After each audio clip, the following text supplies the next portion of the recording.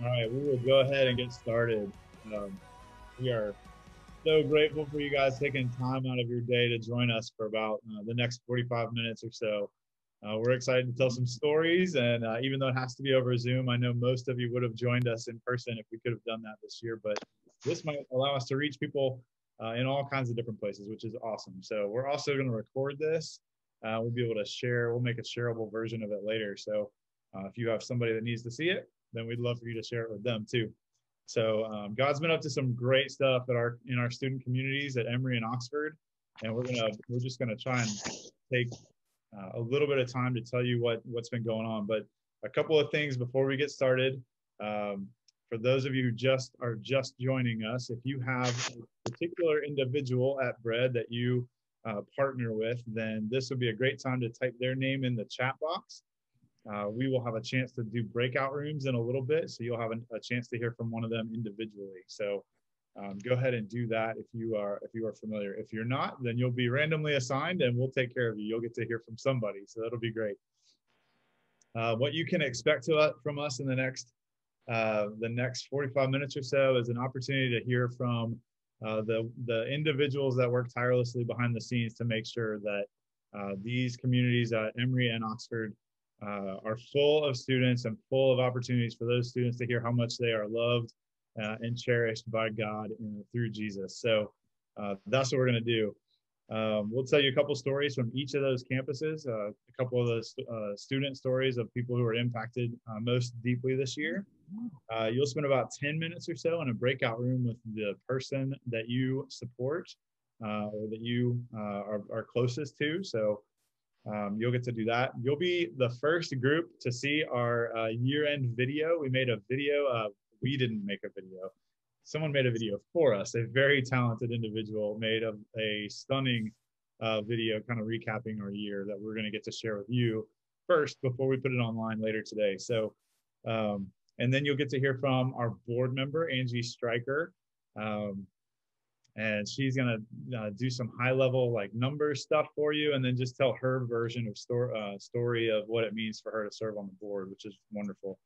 I'll close up with a couple of ways that you guys can continue to serve and help us, which you already are. If you're on this call, you are an enormous reason of why we get to do what we get to do. So all that'll take about 45 minutes. Hopefully we're done before nap time ends at 3 o'clock and you're back in business. So let me go ahead and get started by introducing the people on the screen.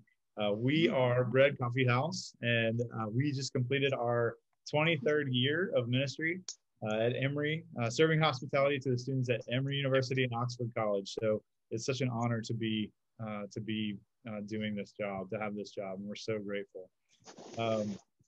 This year, our Emory team, go ahead and wave at the screen if you are an Emory staff member. Our Emory staff consisted of 7 ministers. Team leader Alicia Marshall is back with us after a great sabbatical, a great time to take a couple months sabbatical. Her husband Kyle has been with us for 6 years and served as interim team leader this semester with Aaron Weiss.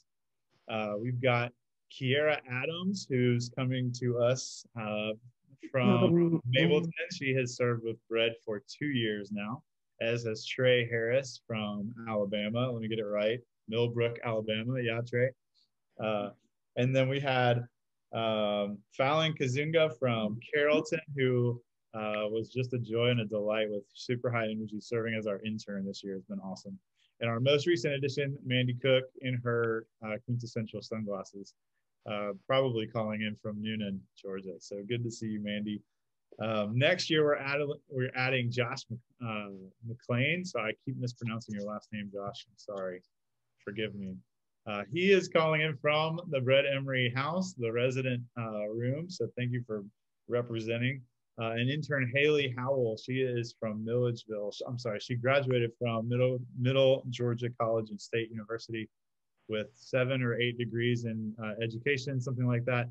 And she is calling in from an unknown small town in South Georgia that I don't remember off the top of my head. Let's see, that is our Emory team last year and this upcoming. So give it up for our Emory team. Yeah, there's little emojis you can do, all kinds of stuff, reactions, clapping. Just knock yourselves out. That's awesome. Good job, everyone. You are so Zoom savvy. Our Oxford team this year consisted of 3 staff members, led by our brilliant and lovely Brooke Vorf. She is in her 6th year, and her 2 staff members, Kishore Karnik, who is from Marietta but cheers for a hockey team in Savannah, and Maggie Moore, who is from Birmingham, Alabama. Both of them have served for the past 2 years with us and are a joy and a delight out in Oxford. So give it up for the Bread Oxford team. Emojis start flying around. I'm going to do a wow face because they are amazing. Let's see. Finally, before we move to some stories of impact, we have Angie Stryker, who is on our call. Angie, make a lot of noise, silent noise with your hands. She is going to, you're going to get to hear from her a little bit later. She's a former director, Bread's second director, and current board member for the past couple of years. I think 3 or 4 or 5 years. So we're going to get to hear from her later. And I believe, yes, Andrew Brazel is also on the call. He serves on our board as well. Our board has 8 members, the other 6, there he is. 8 members in total. We'll just hear from one of them today to keep that nice and succinct for you. So that's it. Now let's go to Alicia. Why don't you go ahead and open us up with a couple of stories from the student community at Emory. Good afternoon, everybody. It is so good to see all of your faces and some of your names. I know that life is getting busier, so thank you for taking time to celebrate with us. I, over sabbatical, had the chance to go visit my best friend who works at one of our sister campus ministries. And on her fridge, their catchphrase, that sounds weird, but what they kept saying as a ministry was, "The mission is not canceled." And that has been burned into my mind. And I just have found that to be so true at Bread. It has been a roller coaster of a year, but the mission has not been canceled. And in fact, I think it's more important than ever for places like Bread to exist at Emory, at Oxford, and beyond. So thank you for making all of the stories that we're about to share possible, for praying with us, for baking cookies for us, even if you couldn't come serve meals, for just being so supportive of the ins and outs of Bread. The first story I want to share with you is, all of these stories are of students' lives that have been transformed over their time at Emory. But the pivotal thing that really stood out to me happened just a couple weekends ago at our year-end Breadstock celebration. During this event, each year we induct our graduating seniors into our alumni group called the Newells. Stands for the Noble Order of Old Loaves. It is quite a mouthful to say, but we induct these students, we share a little bit about their time at Emory, and then we open up the stage for them to share a little bit about the impact of Bread on their life during their college experience. And man, this year was an emotional Saturday. I have never seen so many of our seniors literally in tears, getting choked up. These very strong, very intelligent students just being brought to tears by the impact that Bread has had on them. One story in particular is of our student, Nate. He got up first.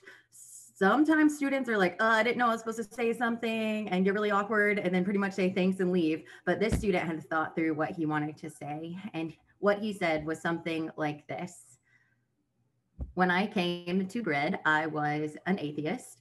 And all through high school, I kind of thought being an atheist was the cool thing to do. But once I got to Emory, it kind of seemed like the norm. And so I was like, maybe I should rethink this, because maybe it's not so cool anymore because everybody else is doing it. But I came to Bread and I instantly found a home where I was loved and welcomed. And each week at your Thursday DBS, you would say, "This is a place where we love Jesus, but you don't have to be here." And I, for the early years of my time at Bread, would have considered myself in the group of those that don't love Jesus. But because of my time here, I have seen the face of God in every single one of the teammates. I have been changed because of this community. And I am happy to say I do love Jesus now because of my time here with you all. It was so beautiful. I have chills just retelling it, even though I lived through it. And just he was the first person to speak. And from then, we inducted senior after senior who were going out into all vocations with this love of Jesus that they have found in our community. Some of them for the very first time, some of them with a love that is being fostered and they're learning how to put it in action all over the world. The second story I wanted to tell you is about one of our athletes. Kyle has been praying for male athletes. Our whole team has been praying for male athletes for a long time. We seem to have like hit our stride with female athletes, but nothing as far as male athletes. And God sent us a gem in the student Jake this year. He was a freshman and he came in from a really solid Christian home and just was eager to find a community that could support his faith. And Bread has been that for him. However, Jake is one of the most inclusive people I've ever met. He is like a professional inviter. You probably know these people in your life. And every time he came to Bread, he would bring a teammate or some new random person that we have never met who he convinced to come get free food with him. And the majority of these students are not Christian. In fact, he had one of his teammates ask him, on a scale of 1 to 10, how Christian are you? He's just trying to get a feel for what kind of place he's walking into. And one of my favorite stories is this friend of Jake, after he came to our first, or I think he'd come a couple times, but my husband Kyle reached out to him and said, hey, can we get lunch? And it really freaked him out because according to Jake, I don't think anyone has ever pursued this student in his life. I don't think anyone has ever tried to invest in him. Both of these students are first years. At least Jake, I'm not sure if his friend went on a Love and Action trip to help Kyle do some tornado relief in Noonan after the devastation that happened there. And of course, Jake brought friends with him along the way to see this love of Jesus in action, which is I was on sabbatical during the time, but as Kyle came back, I just got excited, remembering for myself why we do what we do, that we don't want to just talk about the love of Jesus from the stage, but we want to put it in action alongside students in a way that is going to change their life and change the world. Thank you all so much for being a part of that. I look forward to talking to some of you more in a breakout room, but for now, I'm going to turn it over to my incredible counterpart, Brooke Vore. Thanks, Alicia. Thank you guys so much for joining us. I'm really excited to share some of the highlights from this year with y'all. I always love the end of the year because it brings the opportunity to think back to the beginning of the year and just how far we've come and all we've seen God do. And by this point in the year, we're probably bogged down in details and schedules and the rhythm of the year. And so this time of year is always really sweet to think back about where we started and how far we've come, and remember how far our students have come in their steps towards Jesus this year. We began our year in Oxford praying for Jesus to bring freedom and transformation.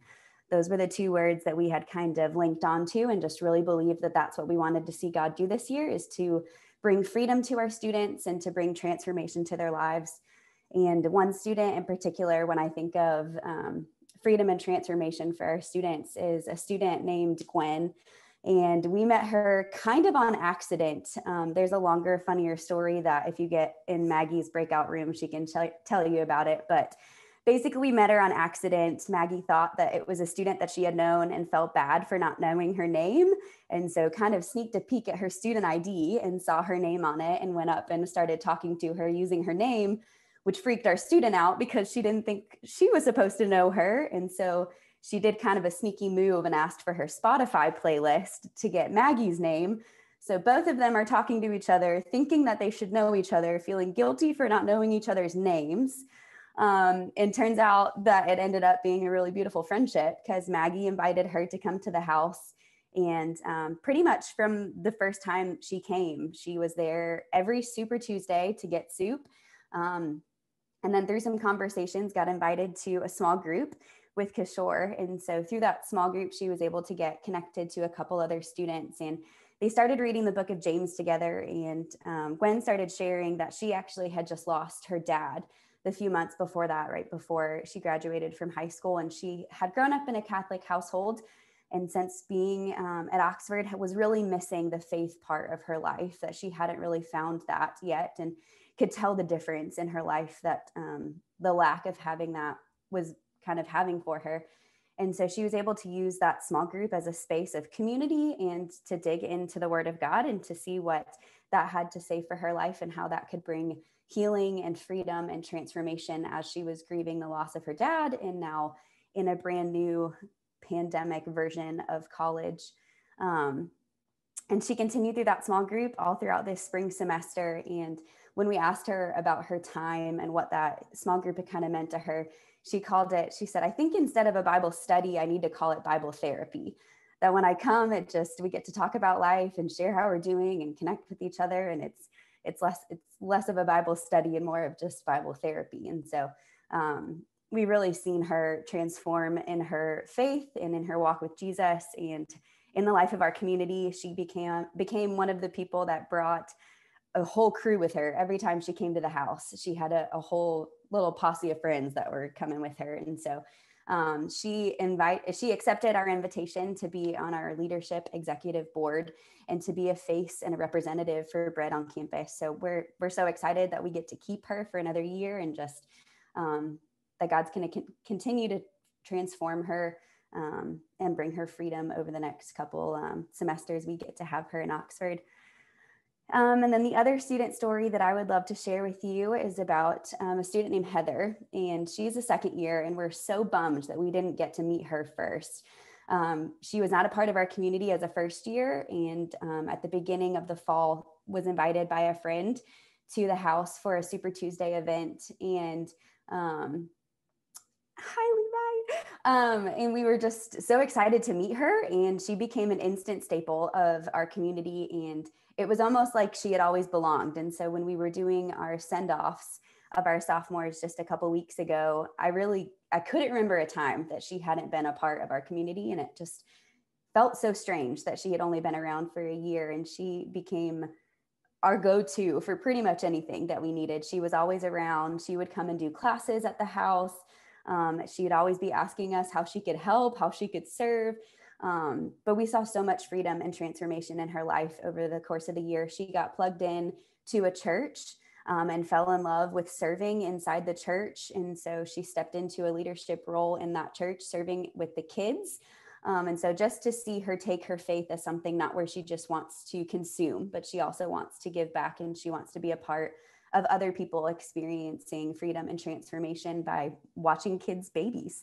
And so she even brought a group of first years over to the house in Atlanta to see what the campus ministry is going to be like there when they transfer over. And so she's just been a joy and a gem. And she was one of the first people that we were really excited to introduce to the Atlanta team. And she's crazy musically talented. So we told her about brand, and she just lit up at the opportunity to be able to lead worship and just to use the gifts and talents that she's been given to not only, again, not just consume faith, but to help be a part of others experiencing that and finding freedom and transformation for themselves. So we're so excited to pass her off. We'll miss her, but we're excited that she'll be still a part of the Bread family over in Atlanta. Thank you so much again for being a part of their lives and their students, and for partnering with us and with God and offering these students freedom and transformation this year. And I am now going to pass it over to Chris. Thanks, Brooke. There are so many awesome stories coming out of Oxford right now. Really, I can't wait to, if I get the chance to tell you more about just like the strategic partnerships that are coming with a couple of churches in town and some renovation opportunities for the space that we have the blessing really to use out there.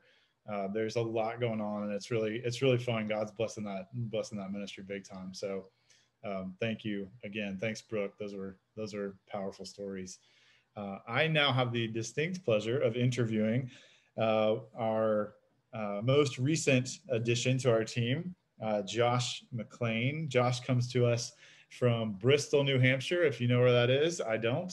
I'm not No sure. one does. That's what he tells me. Nobody knows where that is. It's way up there. But he's been a part of the bread community for about 4 years going on, and he just graduated. Congratulations, buddy.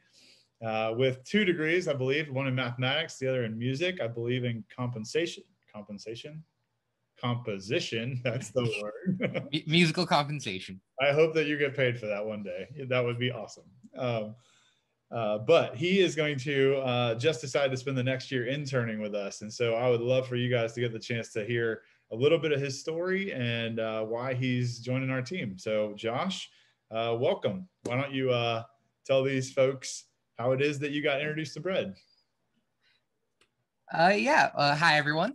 As Chris just said, my name's Josh. How I got introduced to bread isn't an atypical story for bread. I had a hallmate that was really trying to get a bunch of us to go to bread, and I didn't go. I just didn't go.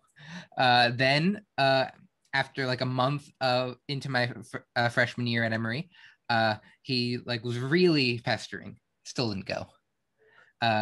Then this hallmate, I ran into him at the dining hall, and he was like, "Hey, do you want to sit down with me for lunch? I'm with a guy from bread." And it was then I first met Kyle Marshall. And I had this really great lunch and like some really fun conversation, and for kind of the first time in my college experience, because at the time I was a bit lonely. And so after that, I still didn't go to bread. It actually took me running into Kyle at the dining hall. He remembered me, just remembered some stuff we talked about. And I was like, huh, you remember this one awkward dude he met just a few weeks prior? And so I grabbed lunch with him and a different student. And after that, I was like, okay, maybe I should try this bread thing out. And so I went to the weekly Thursday night event called DBS. And had a great time. And so I just kept coming and kept coming, then went on a retreat after like only knowing these people for like 3 weeks. Then I started living at bread. Now I'm going to be working here. It's great. That's a great story, Josh. It is not an uncommon story. You're very right. So many people meet Kyle in a dining hall. That's exactly where lots of his people. I do love to eat, and I love to meet students, so it's a good combination. It's a perfect formula. So good job, Kyle, and thanks, Josh, for sharing. Tell us a little bit more, Josh, about maybe your faith story before bread. Right. So I grew up in the church when I was younger. It wasn't this specific congregation had a few issues in which that it made it really difficult for my parents to really connect to it. And since I at the time was really young, I necessarily didn't have the ability to really understand what was going on. So basically by the time I was 11 or 12, we really fully stopped going to church. And up until then, even then it was like a slow, gradual drop off. And so kind of growing up, I didn't really know what role I wanted God to have in my life and where I kind of was at spiritually. It really wasn't until I got into high school and later on high school, I really started to think critically of what role do I want God to play in my life. I started reading the Bible a bit more, but even then, kind of going at it alone, I was a bit confused and not sure where to go. And so that's kind of how my spiritual and religious journey before college kind of went. It was sort of a bit unclear to me, everything. Yeah. So what happened, Josh? I mean, once you kind of got comfortable and got into some more conversations at bread, what kind of happened? What changes did you see and make? It did take coming to bread for me to kind of open my eyes to how wonderful Christianity is and what it really means to follow God and follow Jesus. I mean, seeing, for example, the care put into creating small groups for students and creating an open space for them to have theological discussions and have a lack of understanding or lack of necessarily previous experience not be judged but embraced and welcome. Seeing worship done in a fun and welcoming open style, and seeing this sort of love and care put into action through mission trips and volunteer trips just really be such a focus and such a focal point to my bread experience. It made me really think I want to make a commitment to Christianity and to Jesus, and to really solidify that. And part of that was my sophomore year on a spring retreat, making the decision to get baptized. I had been baptized as a child, but it was different making the decision for myself. Yeah, that's really beautiful, Josh. Thank you for sharing. How would you say that your view of Jesus changed before college and then during college? I mean, I'd say before college, I really just had a very surface level view of Jesus. Just kind of an idea of what the gospel say very directly, and really more of just a plot. This is what happened, X, Y, Z. It took a lot of conversations in college, especially through, say, small groups and even one-on-one talks with Kyle, to really understand, even to the degree I understand now, of what it really means for Jesus to be a part of God that came down to earth and lived and experienced humanity and then died for our sins, and what that really means, and how beautiful that is. And so that's sort of where I got to now. It really gave me a much more nuanced understanding of what it really means to follow Jesus. Yeah, that's great, man. Yeah. Yeah, I'm so grateful for Kyle for sitting in those conversations with you and walking through that very, very slowly and intentionally all the way up to, I mean, today, obviously, but especially to the point of your baptism, which was an awesome celebration. Very, very fun. So what made you, Josh, just to finish up, what made you want to intern with us? So for a lot of people, they feel a call to ministry and a call to serve in ministry in general. That's not my reason. I'm not, to be honest, I would not really be certain what my calling would be. And maybe after this year, I will decide that it is.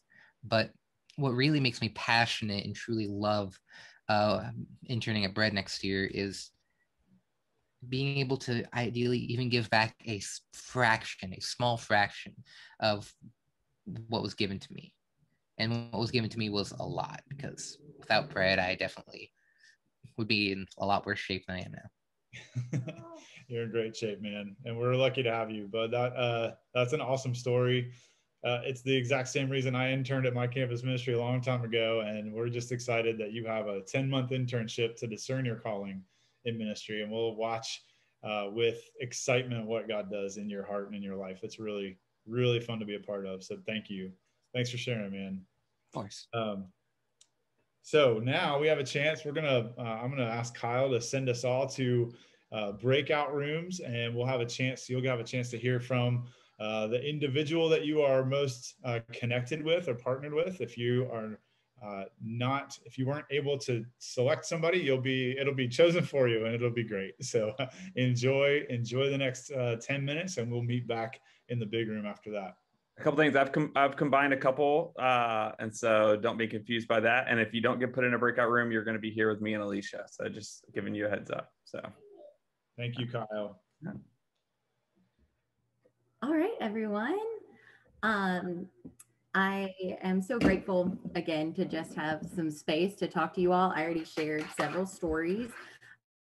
I'll talk a little bit more, but I want to leave some space for you guys to ask any questions that you may want to ask. I know it's been a wild ride of a year for all of us. And in a way, I've been so grateful for how it has pushed Bread towards rethinking and just creativity in every aspect of what we do.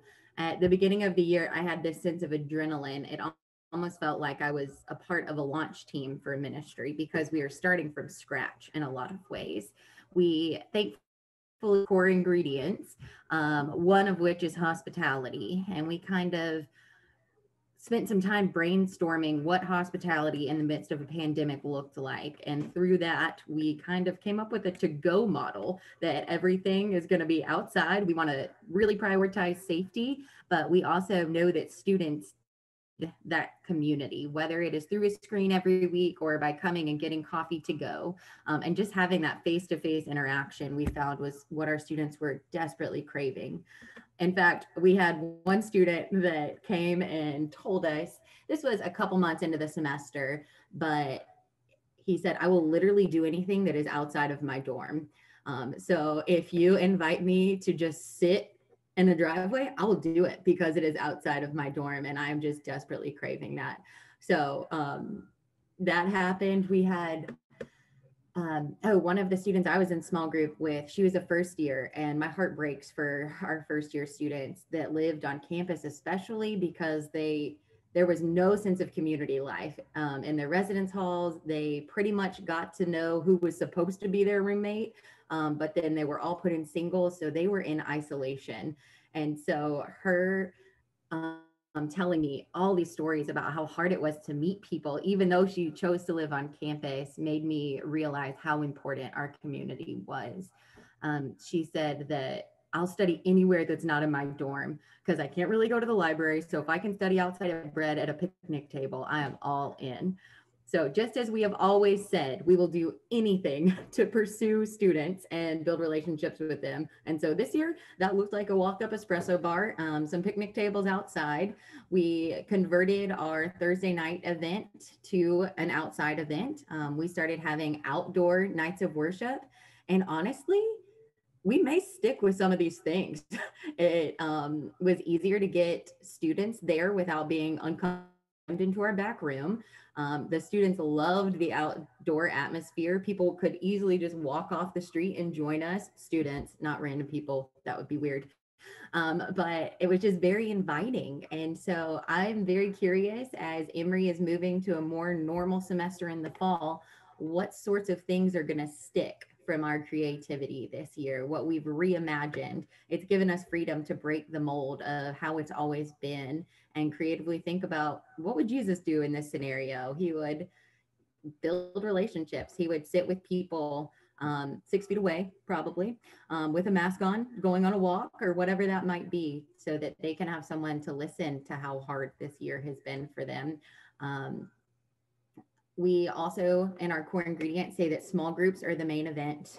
So even more than these outdoor events that we've had, small groups were really easy to convert virtually. And if you were here last year at our event like this, where we shared stories, we said the same thing, that students can join a Zoom almost as easy as if, or maybe even easier than walking to the house or meeting us on campus. And so we were meeting weekly with students from literally all over the globe, some that were at home, some that were in their dorms nearby, and they kept showing up. We were really nervous that with them being in Zoom classes all the time, that fatigue would sit in.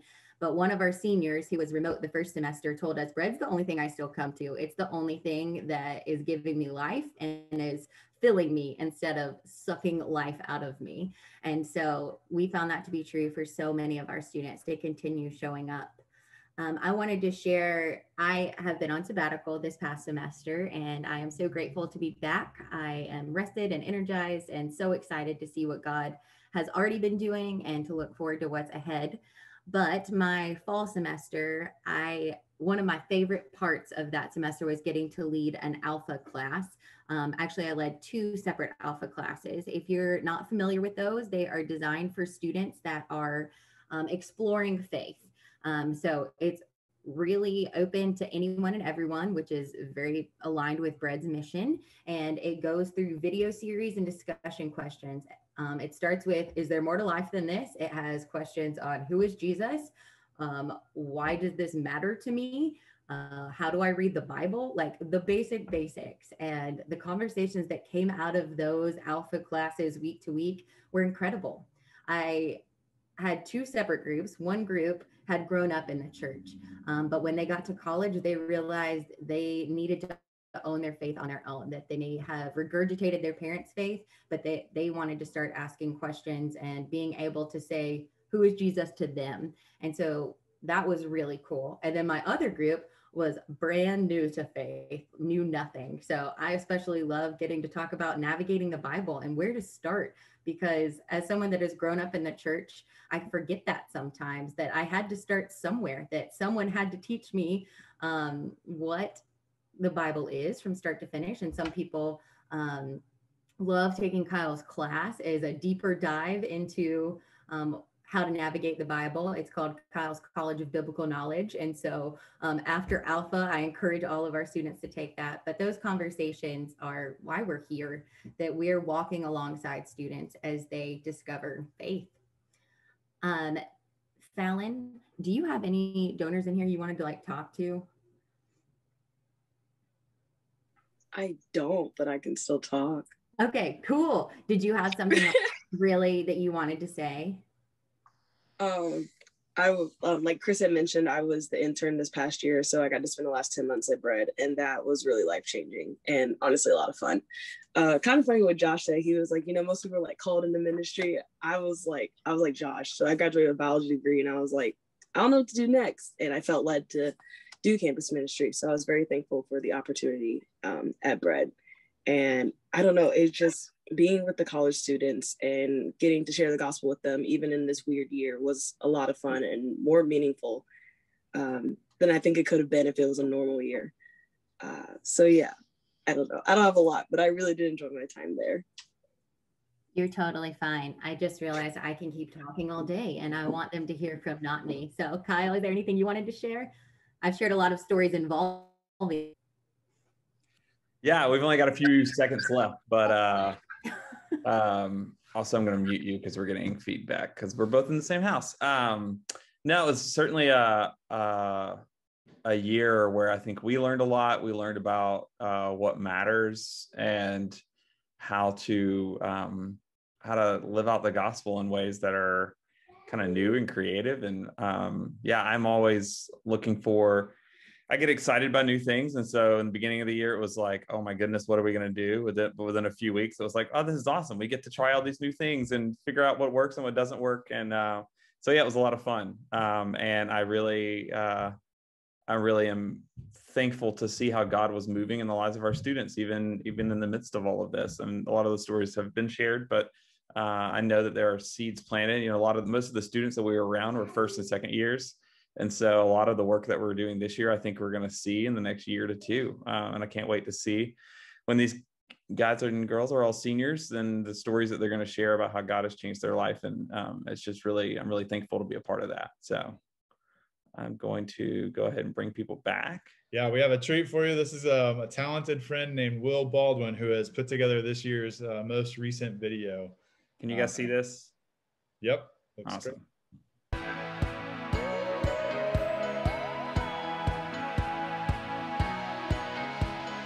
This year has been, to put it in one word, interesting. I've loved, in some way, the newness of this year. Yeah, this has definitely been a unique year. Of course, no one has ever seen a year like this one.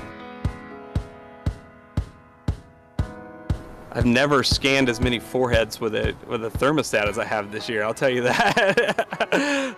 When we first started, we couldn't allow anyone in the house, and we couldn't do anything on campus, which is most of what we do. So we're like, great, okay, how do we figure this out? We can't go on campus, we can't have students in the house. Zoom burnout was a big thing, and it's like, how are we gonna get students to still connect? But it was really cool to just like come into this, and like the student community still loved Bread so much that they're like, we can put up a Zoom for another hour or two just for Bread. And I was like, wow, that's really neat. I think it's been so encouraging, the fact that students still are choosing to be a part of what we're doing here at Bread. That with the plethora of things on their plate, the amount of workload that they have, all the things that they're involved in, the pressures from their professors that Bread is still a place that they choose to be over and over again. It's definitely nice to have a place to come where it isn't, oh, you have to come to this event to get this thing done, or you have to go to this meeting to accomplish this specific thing. And so it's definitely been really peaceful to just come here and be with other people and laugh and have fun without having pressure of needing to get something done. We are a come as you are campus ministry, and some people say that, but they don't actually mean it. But we actually mean it, and the student body ranges so differently here than anywhere else I've experienced. Even though we're still in COVID, trying to provide that home away from home has been just as, if not more important than normal. Something I've been grateful for is honestly just the opportunity to do what we can in a limited capacity. I mean, just the ability to still be here, still being able to connect with students, even if it's not in the full extent that we're normally able to, you know, just being able to meet, being able to reach out, that is something, you know, I'm grateful that, you know, we can still do that. I definitely feel a lot of gratitude for just the support from the staff at Bread. I feel that they really just care about us a lot, and that's evident from the first time that I came here and Brooke remembered my name after meeting me one time. The staff have amazing hearts. I mean, just enormous hearts for other people, for college students. And to watch them give of themselves day in and day out, and to lean on each other and to take up for one another when one of them's tired or just worn thin, has been really encouraging, super encouraging. I'm really grateful for I'm legitimately grateful for everyone who makes Bread happen. So to all of our supporters who make this possible, with all of your loving generosity, thank you, because without you, we couldn't do this. So thank you. I know that what we're doing here really does matter for the lives of these students, not just now while they're in college or these 2 years while they're here with us, but I really do believe that the time that we get to spend with them and their involvement with Bread while they're here and the effects of this community really will impact their lives for eternity.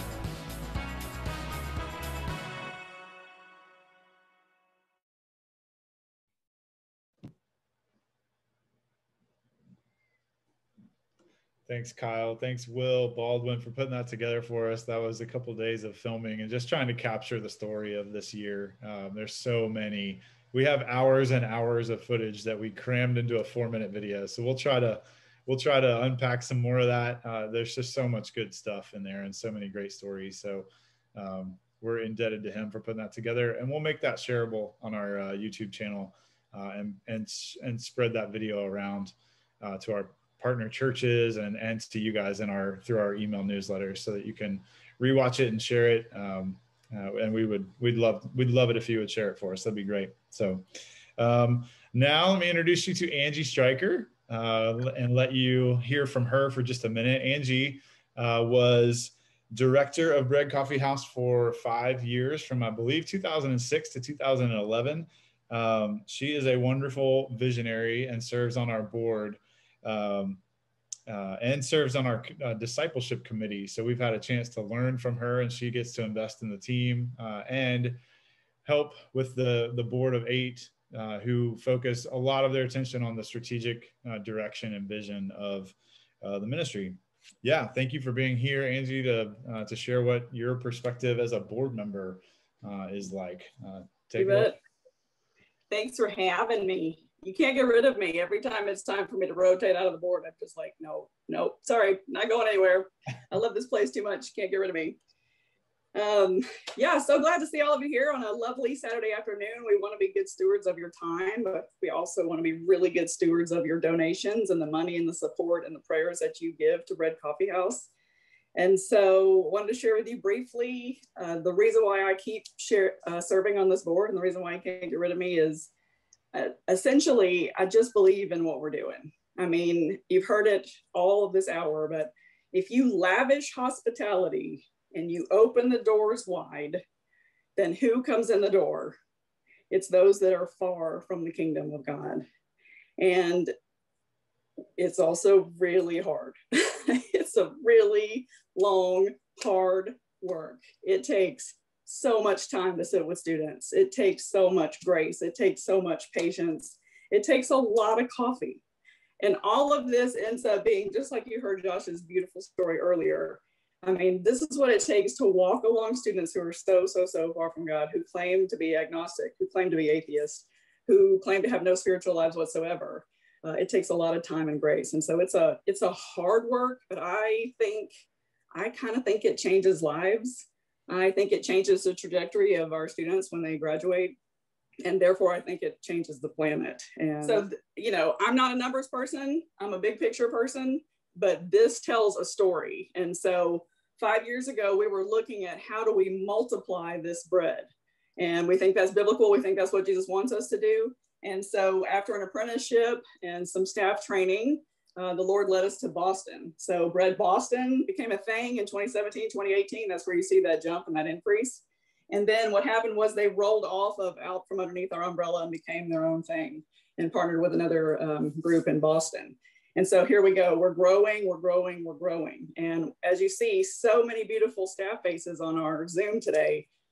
This is the hope and the dream of Bread, is that we bring in staff, we train them, and we send them out to multiply Bread even further. And so this is our revenue over the course of the last 5 years. You can go to the next slide, thanks. This is just how it's all made up. You can see that it takes a bunch of people coming together, it takes a bunch of churches coming together, and even corporations. And so our alumni, that is growing. We're about 4% of the individuals is alumni giving, and that's something that we're working on to grow even more. So let's see here.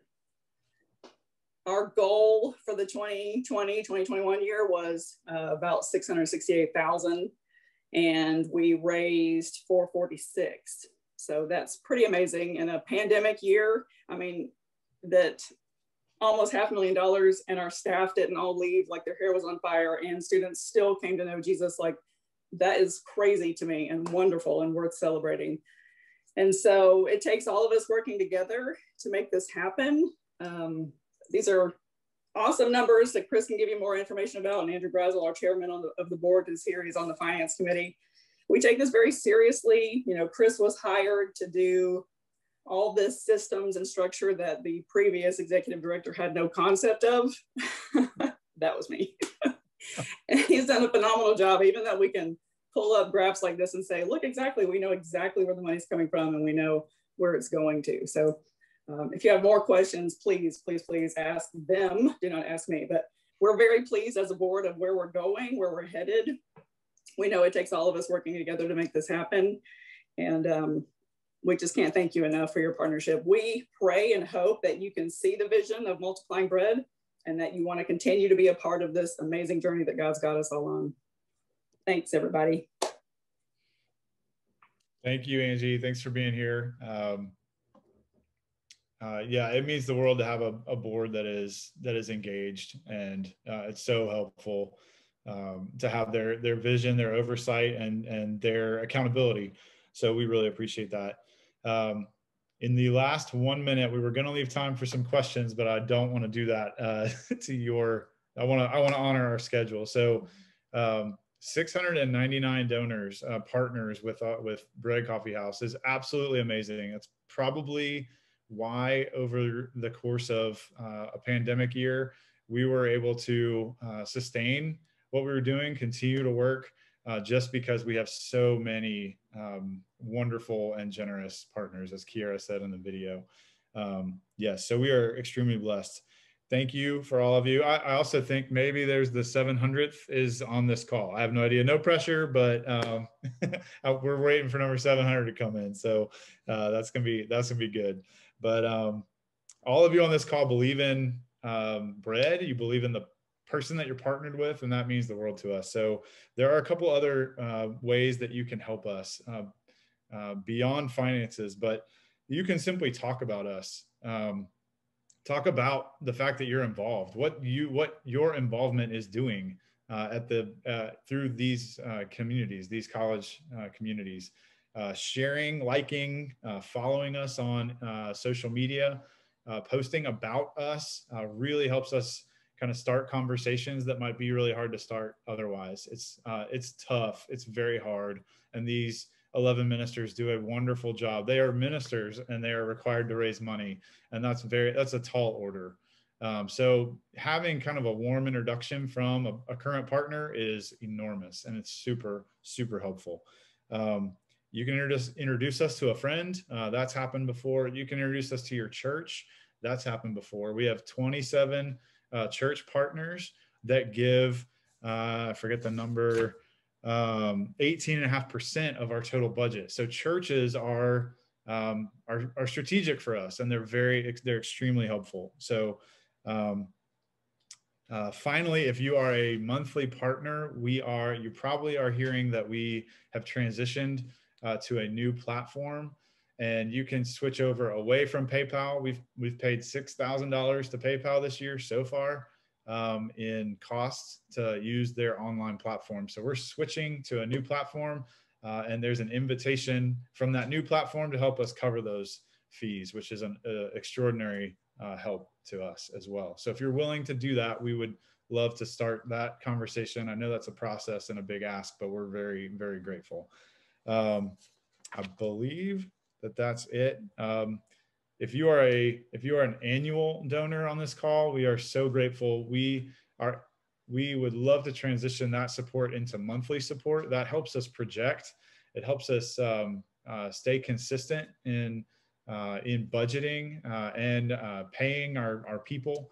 It just really, really helps. So if that's an option for you and you need more information, definitely reach out to me or to the person that you're partnered with. That would be a huge help. So out of respect for your time and those of you who are calling in from all over the place with lots of things to do, we'll end here. But as we end, we will say one more time, and hopefully you hear it very loud and clear, that we couldn't do any of this without you. From the bottom of our hearts, we thank you so much for partnering with Bread Coffee House. We love you, and we'll be in touch very soon. But we'll thank you. You're dearly and deeply appreciated and loved. Thank you all. All right, we'll stay on. You can unmute if you want and just say hi, but obviously this was the end of our presentation. And